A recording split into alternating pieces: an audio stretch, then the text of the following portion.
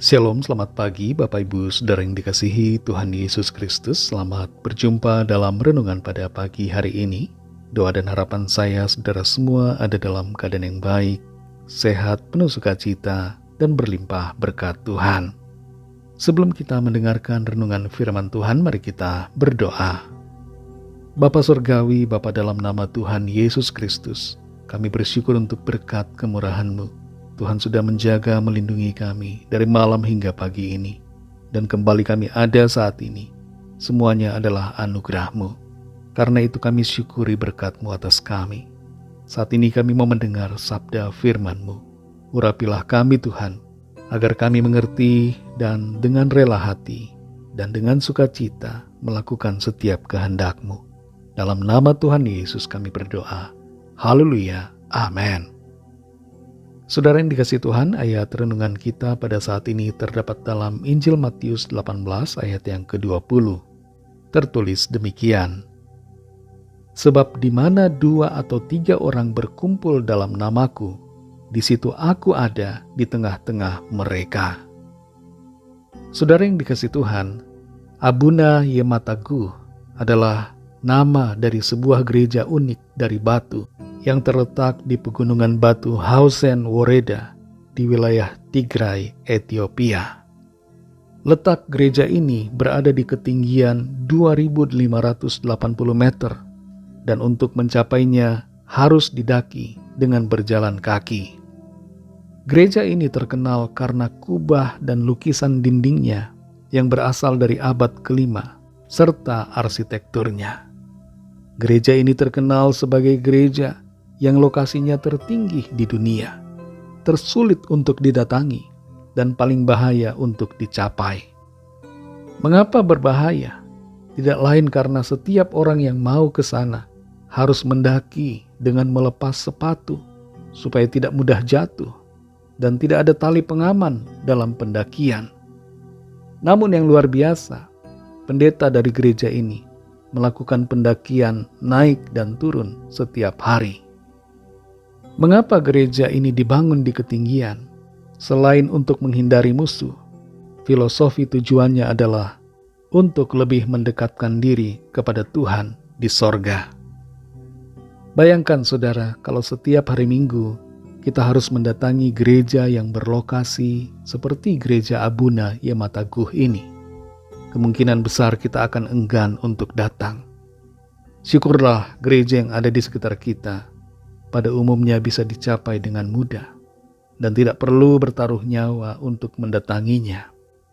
Dan lebih daripada itu saudara, kita patut bersyukur kepada Tuhan karena Tuhan yang di sorga tidak sulit untuk kita temui sebab Ia hadir bersama kita dimanapun kita berada.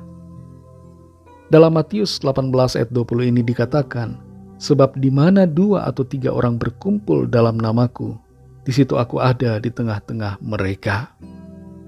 Ayat ini merupakan pernyataan dan janji yang luar biasa dari Tuhan Yesus kepada kita semua yang percaya kepadanya, yaitu pernyataan dan janji tentang kehadirannya dan kuasanya dalam melawat kita.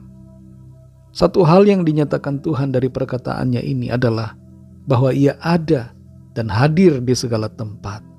Dia ada di mana-mana. Dan ini menunjukkan keilahiannya, bahwa Tuhan Yesus bukanlah pribadi manusia biasa, melainkan Allah, sebab manusia tidak ada yang bisa hadir dimanapun dalam saat yang bersamaan, namun hanya Allah saja yang maha hadir.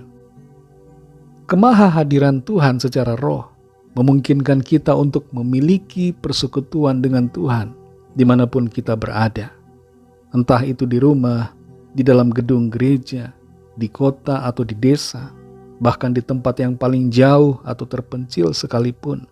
Di situ Tuhan hadir bersama dengan kita. Dalam ayat ini Tuhan Yesus berbicara dalam konteks perkumpulan, di mana 2 atau 3 orang berkumpul dalam namanya, dan di situ Dia hadir. Tapi ini tidak berarti bahwa kalau kita sendirian maka Tuhan tidak ada. Dia ada. Dan Dia tetap hadir walaupun kita sendirian. Sebab rohnya, yaitu Roh Kudus, ada di dalam hati kita.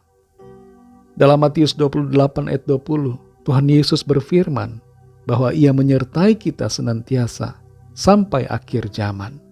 Dan dalam Ibrani 13 ayat yang kelima, tertulis firman Tuhan, Aku sekali-kali tidak akan membiarkan engkau, dan aku sekali-kali tidak akan meninggalkan engkau.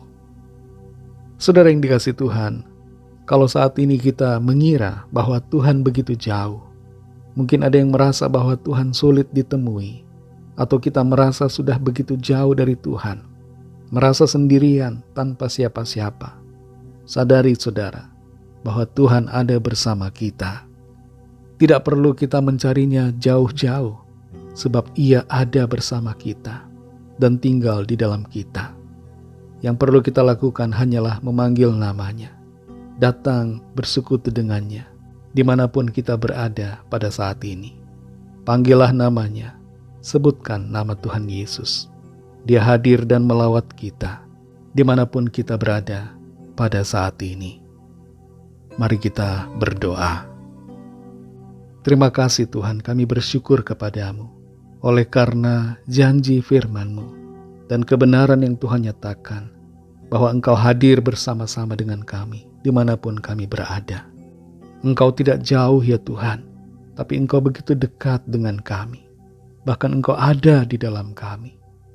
Kami bersyukur kepadamu, karena kehadiran-Mu, karena lawatan-Mu. Kami tidak pernah sendirian, kami tidak pernah ditinggalkan. Kami tidak perlu bersusah payah untuk mencari Tuhan di tempat-tempat yang jauh, sebab Engkau ada bersama kami, dimanapun kami ada saat ini. Kami bersyukur kepadamu Tuhan, untuk kehadiran-Mu dalam hidup kami. Ajar kami untuk selalu menyadari akan hal ini, bahwa Engkau Immanuel bersama kami, dan kami selalu memiliki akses kepadamu, sebab Engkau menyediakan hadirat-Mu buat kami. Terima kasih Tuhan, kami bersyukur. Ajar kami juga untuk menghormati akan kehadiran-Mu, menghargai-Mu, menghormati-Mu, menyembah-Mu di setiap waktu. Pimpin kami Tuhan di sepanjang hari ini, dalam segala tugas aktivitas kami, dalam studi, dalam pekerjaan, dalam segala hal yang kami lakukan. Biarlah Tuhan memberkati dan jadikan hidup kami juga berkat ya Tuhan bagi sesama kami, serta kesaksian yang baik bagi kemuliaan nama Tuhan. Kami berdoa membawa setiap pergumulan dan permohonan doa yang disampaikan. Biarlah tangan Tuhan melawat setiap kami, menyatakan kuasa, kesembuhan, kemenangan, kelepasan, pemulihan, mujizat-Mu yang heran bagi setiap kami. Kami percaya kami alami jawaban doa, kami alami pertolongan Tuhan, kami alami kemenangan. Berkat-Mu atas bangsa kami ya Tuhan, dan juga atas semua bangsa di dunia ini. Berkat-Mu atas semua umat-Mu, berkat-Mu atas keluarga kami masing-masing secara pribadi. Terima kasih ya Bapa, dalam nama-Mu yang kudus, nama Tuhan Yesus Kristus, kami sudah berdoa dan mengucap syukur. Haleluya. Mari sama-sama kita berdoa doa Bapa kami. Bapa kami yang di sorga, dikuduskanlah nama-Mu, datanglah kerajaan-Mu, jadilah kehendak-Mu di bumi seperti di sorga. Berikanlah kami pada hari ini makanan kami yang secukupnya, dan ampunilah kami akan kesalahan kami, seperti kami juga mengampuni orang yang bersalah kepada kami. Dan janganlah membawa kami ke dalam pencobaan, tetapi lepaskanlah kami daripada yang jahat, karena Engkaulah yang mempunyai kerajaan, dan kuasa dan kemuliaan, sampai selama-lamanya. Amin. Terimalah berkat Tuhan. Tuhan memberkati engkau dan melindungi engkau.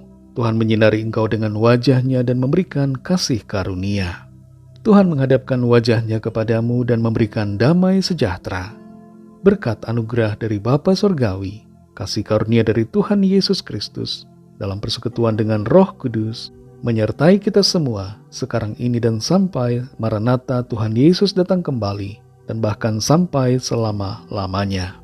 Dalam berkat nama Tuhan Yesus Kristus, haleluya, amin.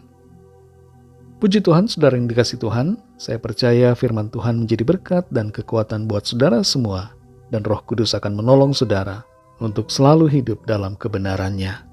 Tuhan Yesus memberkati saudara semua. Sampai jumpa dalam renungan yang berikutnya. Haleluya!